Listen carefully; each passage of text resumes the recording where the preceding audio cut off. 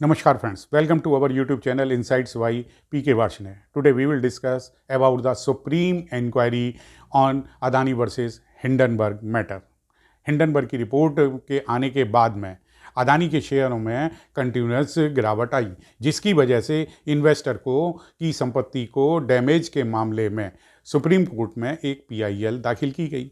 Supreme court ने इस matter को सुना और इन्वेस्टिगेशन के लिए एक एक्सपर्ट कमेटी का सेटअप कर दिया।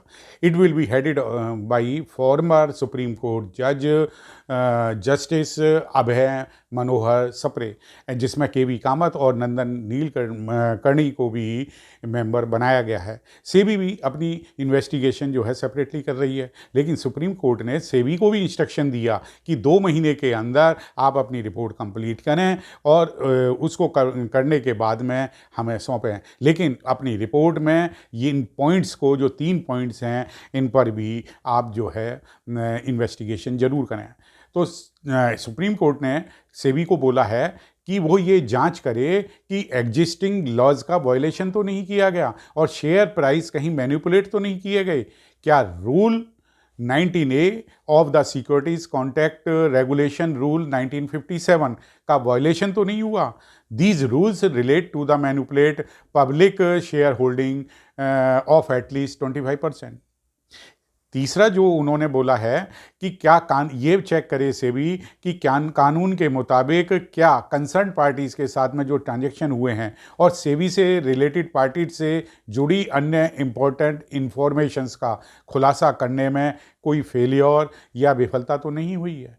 तो सुप्रीम कोर्ट ने सेबी को जो अपनी जांच कही है उनमें 3 पॉइंट ये इंक्लूड करने के लिए भी कहा है। अब सुप्रीम कोर्ट ने जो एक सेपरेट कमेटी जो इन्वेस्टिगेट अदानी मैटर के लिए गठित की है, उसमें भी उनको कहा है कि वे इन कोई 4 पॉइंट हैं, इन पॉइंट को भी अपनी रिपोर्ट में ज़रूर शामिल करें। तो सबसे पहला उन्होंने बोला है, Supreme Court has asked the committee to investigate the following issue. पहला है, क्या रेगुलेटर अदानी ग्रुप या अन्य कंपनियों के संबंध में सिक्योरिटीज मार्केट से जुड़े रूल्स के तथाकथित वायलेशन से निपटने में असफल रहे हैं। दूसरा उन्होंने पूछा है कि ये जांच करे कि रिसेंट टाइम में सिक्योरिटी मार्केट में जो फ्लक्चुएशन हुआ उसके रेस्पॉन्सिबल कारण क्या थे, उनके कारणों के सहित सिचुएशन का कॉम्प्रिहेंसिव असेसमेंट भी प्रोवाइड करे।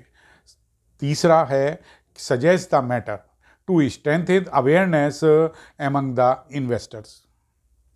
फोर्थ, सुप्रीम कोर्ट ने कहा है कि कमेटी अपने जो रिपोर्ट देगी उसमें इस पॉइंट को भी शामिल करे, सजेस्ट मैटर, जो कि लीगल या रेगुलेटरी फ्रेमवर्क को मजबूत करने और इन्वेस्टर को प्रोटेक्ट करने के लिए एग्जिस्टिंग जो व्यवस्था बनी हुई है उसके अनुपालन को सुरक्षित करने के उपायों से रिलेटेड हो। इनके बारे में भी वो सुझाव दे।